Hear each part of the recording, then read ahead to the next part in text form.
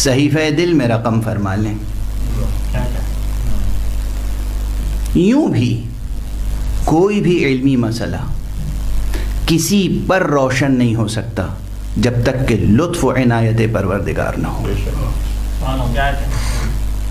کسی کتاب سے کوئی مسئلہ روشن نہیں ہوتا ہے، کوئی استاد کوئی مسئلہ روشن نہیں کرتا ہے۔ علمی مسئلے بالکل ایسے ہی ہے کہ جیسے دل میں اور دماغ میں کسی وقت اچانک ایک روشنی پیدا ہو جائے، اس طرح سے علمی مسئلے منکشف ہوتے ہیں۔ علمی مسئلے منکشف ہوتے ہیں، روشن ہوتے ہیں۔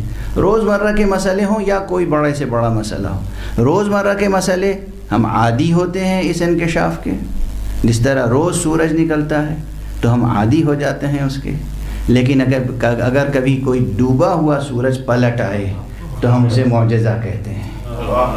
تو اسی طرح اگر کوئی مشکل مسئلہ ہے جو حل نہ ہو رہا ہو اور وہ اس وقت عنایت پروردگار سے، لطف پروردگار سے منکشف ہو جائے تو ہم اسے کشف کہتے ہیں۔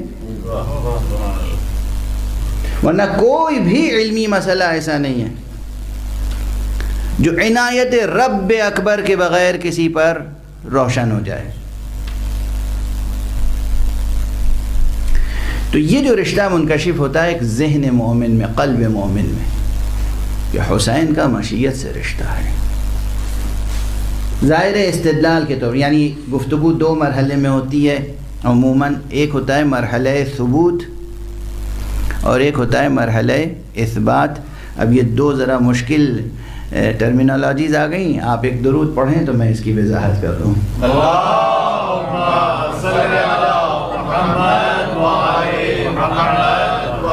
اب بالکل ٹیکنیکل جو علمی مثالیں ہیں وہ تو اس وقت اب نہیں دوں گا، اصطلاحی مشکل ہے تو اب اس کی تفصیلات اور بھی مشکل ہوں گی، لیکن ثبوت اور اثبات کے معنی ہے کہ مثلاً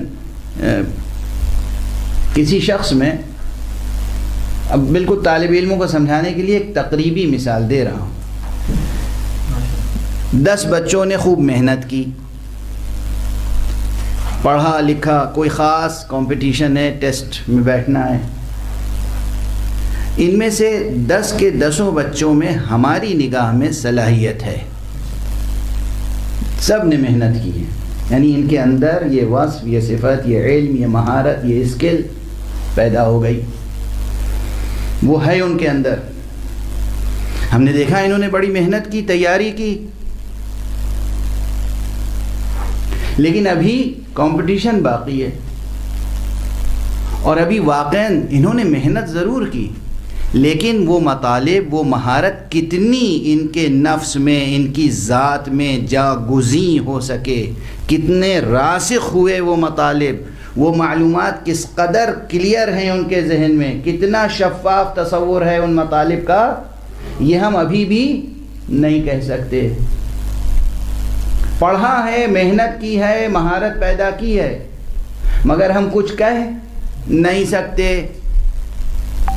اب جب یہ ٹیسٹ میں بیٹھے اور ٹیسٹ کا رزلٹ آیا تو رزلٹ نے اعلان کیا کہ فلاں فلاں فلاں کے اندر صلاحیت ہے، ٹیسٹ کے اعلان نے صلاحیت پیدا نہیں کی، ٹیسٹ کے اعلان نے موجود صلاحیت کا اعلان کیا ہے صرف۔ تو جو صلاحیت پہلے سے موجود ہے اسے کہتے ہیں مقام ثبوت، اور جو اعلان ہوتا ہے اسے کہتے ہیں مقام اثبات۔ اس اعلان کے ریفرنس سے ساری دنیا کہتی ہے، ثابت کرتی ہے کہ ان میں یہ چیز پائی جاتی ہے، ان میں یہ چیز پائی جاتی ہے، ان میں یہ چیز پائی جاتی ہے۔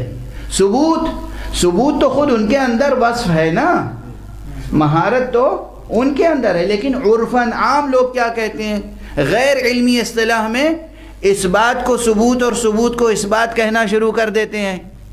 غور فرمائے یہاں تو انبیاء، ائمہ، ان کا رشتہ ہوتا ہے مشیت سے،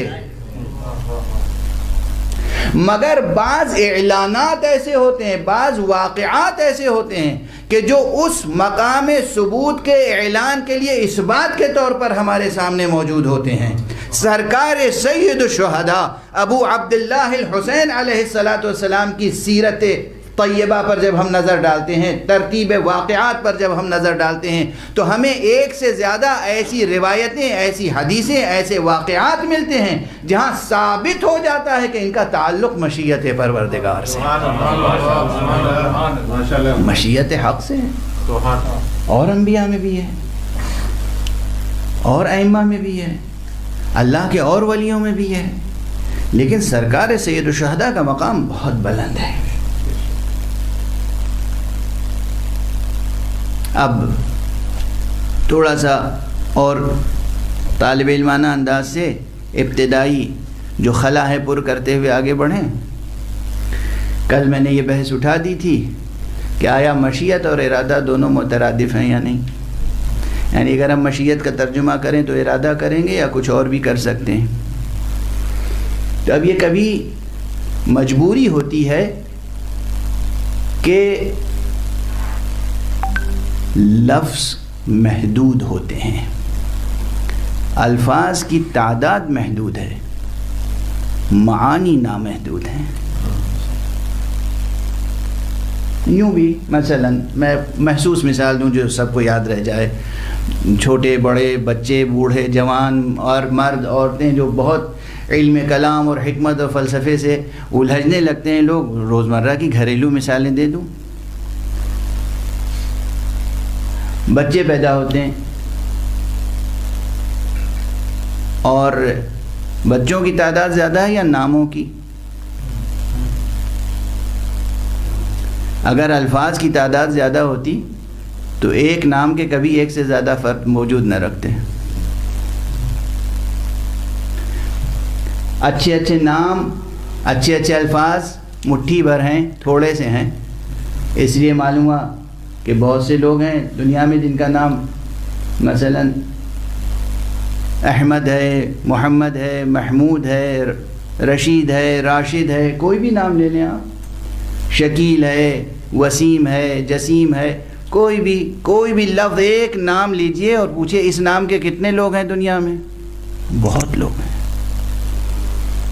اس نام کے بہت لوگ ہیں، کیوں؟ لوگوں کی تعداد زیادہ ہے، الفاظ اور ناموں کی تعداد کم ہے۔ محسوس مثال ہے نا، خود اپنے چھوٹے سے معاشرے میں دیکھیے، مہدی نام کے کتنے لوگ ہیں، حسین نام کے کتنے لوگ ہیں، حیدر نام کے کتنے لوگ ہیں؟ نام زیادہ ہیں اور کبھی کبھی یونیک نیمز تلاش کرنے میں محنت کرنی پڑتی ہے، وہ ایسا نام ہو جو کسی نے نہ رکھا ہو، اور ملتے ہی نہیں الفاظ محدود ہیں، اسماء محدود ہیں اور افراد زیادہ ہیں ان سے نسبتاً۔ اسی طرح الفاظ محدود ہیں، معانی زیادہ ہیں، اور جب الفاظ محدود ہیں، معانی زیادہ ہیں، تو ایک ہی لفظ ایک سے زیادہ معانی کے لیے استعمال کرنا پڑتا ہے، یہ ہے مجبوری۔